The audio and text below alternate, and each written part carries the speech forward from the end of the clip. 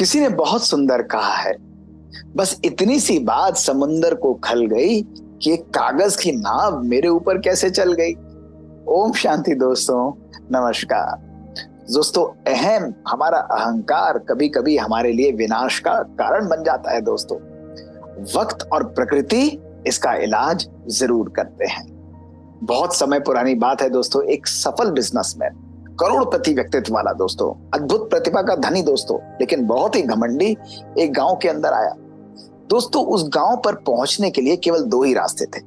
या तो एक मार्ग जंगल से जाता था, जो कि बहुत ही मुश्किल था, और दूसरा था एक नदी को पार करके एक नाव के अंदर जाना। और दोस्तों, उस नदी को पार करने के लिए नाव भी दोस्तों एक ही होती थी, और वो नाविक जो है वो बड़ा पुराना था। दोस्तों, वो जो बिजनेसमैन था वो उस नाव पर बैठ गया। नाविक धीरे धीरे अपनी उस नैया को आगे ले जाने लगा। दोस्तों, उस रास्ते को, लंबे रास्ते को पार करने के लिए उस बिजनेसमैन ने उस नाविक से बात करनी आरंभ की। उसने कहा, तुम जानते हो तुम्हारी नाव पर कौन बैठा है? उसने कहा, जी मैं बिल्कुल नहीं जानता। उसने कहा, तुम मुझे नहीं जानते? उसने कहा, जी मैं बिल्कुल आपको नहीं जानता, भला मैं कैसे जानूंगा? तो उस बिजनेसमैन ने कहा, मैं इस देश का बहुत बड़ा आदमी हूँ, करोड़पति व्यक्तित्व वाला हूँ। हर तीसरे दिन मेरी अखबार में अलग अलग कारणों से फोटो आती है। तुमने देखा नहीं, पिछले ही 2 दिन पहले मेरी अखबार में बहुत बढ़िया फोटो आई थी, मैंने बहुत बड़ा कार्य किया था। तो वो नाविक मुस्कुराने लगा। उसने कहा कि जी मैं तो बिल्कुल नहीं जानता, मैं कैसे आपको जानूंगा, और अखबार तो मैंने कभी अपनी जिंदगी में देखा ही नहीं आज तक। बिजनेसमैन ने जैसे ये बात सुनी तो उसने कहा, तुमने अखबार नहीं देखा? तुमने मुझे नहीं देखा, मुझे नहीं जानते, अखबार नहीं देखा, तो ये कैसी जिंदगी तुम जी रहे हो? तुम्हारी तो जिंदगी ही बिल्कुल बेकार है, किसी भी काम की नहीं। और ऐसा कहकर फिर वो हंसने लगा। जो नाविक था वो आराम से नैया को धीरे धीरे आगे ले जा रहा था, मुस्कुरा रहा था, उसके ऊपर उसकी बात का कोई असर नहीं पड़ रहा। फिर वो बिजनेसमैन चालू हुआ। उसने कहा, तुम जानते हो मैं यहाँ पर क्यों आया हूँ? उसने कहा, जी मैं तो बिल्कुल नहीं जानता। कहा, देखो तुम्हारे ये जो गांव है, इस गांव में से आधी जमीन मैंने ले ली है। यहाँ पर अब मैं पानी बनाने की बहुत बड़ी बड़ी फैक्ट्री लगाऊंगा। और जानते हुए पानी कैसे बनेगा? ये पानी बनाकर हम स्पेशल बोतलों में रखेंगे, और इन बोतलों को हम तुम्हारे गांवों में नहीं, बड़े बड़े शहरों में, होटलों में बेचेंगे, और वहां पर जाकर लोग इसका पानी पिएंगे, खूब धन मिलेगा और लोगों को फायदा भी मिलेगा। तो वो व्यक्ति जो है वो फिर मुस्कुराने लगा। नाविक ने कहा, बहुत अच्छी बात है साहब, ये तो बहुत ही बढ़िया बात है। उसने कहा, तुमने वो पानी की बोतलें तो देखी होंगी जिसमें भरकर पानी दिया जाता है? उसने कहा, नहीं जी, हम तो नदी का पानी वैसे ही साफ करके उबाल के पी लेते हैं, हमने ये सब बिल्कुल नहीं देखा। उसने कहा, तुमने इस देश के और शहर के बड़े बड़े होटलों को कभी देखा है? तो नाविक फिर मुस्कुराने लगा। उसने कहा, साहब मैं तो अपने गांव से कभी बाहर ही नहीं निकला, तो क्या मैं होटलों को देखूंगा, क्या शहर को देखूंगा, क्या ये पानी की बोतलों को देखूंगा? मुझे ये सब धंधे पानी का कुछ भी आइडिया बिल्कुल नहीं है। तो वो बिजनेसमैन फिर हंसने लगा। उसने कहा, अरे बाप रे, तुमने ये भी नहीं देखा तो तुम्हारी तो जिंदगी ही बिल्कुल बेकार है, तुम तो किसी भी काम के नहीं हो।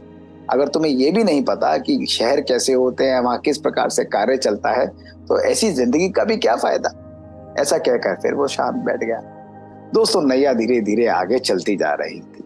तभी नदी के अंदर बहुत तेजी से लहरें आने लगी, और दोस्तों नाव जो है तेजी से बड़ी हिलने लगी। तो वो जो नाविक था वो बड़ा परेशान हो गया, नाव को संभाल रहा था, इधर उधर कर रहा था। उसे पता था कि खतरा बढ़ रहा है और ये नाव कभी भी उल्टी हो सकती है, ऐसा आज तक हुआ नहीं था।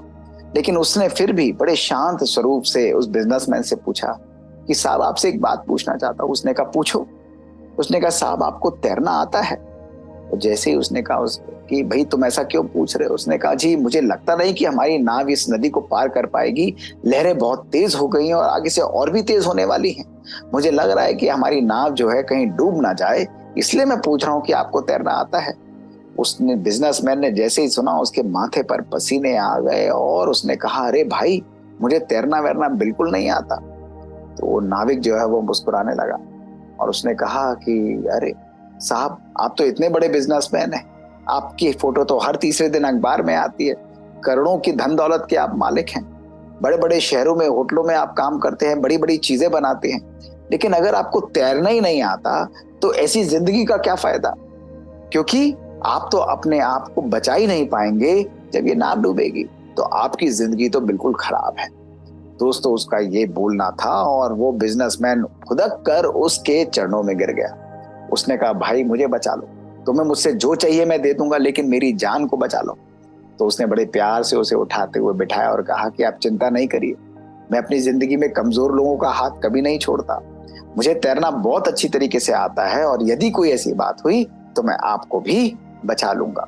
लेकिन एक बात मैं आपको जरूर बताता हूँ कि ध्यान रखिएगा कि कार्य छोटा बड़ा कभी भी नहीं होता, लेकिन मानव की सोच ही उसको छोटा बड़ा बनाती है। इसलिए अपने जीवन में कभी भी अभिमान मत करिएगा। उस व्यक्ति का ये कहना था और उस बिजनेसमैन का ये सुनना था। उसका अहंकार शीशे की तरह चूर चूर होकर उस नाव के अंदर गिर गया। दोस्तों उसके मन से सदा सदा के लिए बह गया और वो शांत होकर वहां पर बैठ गया।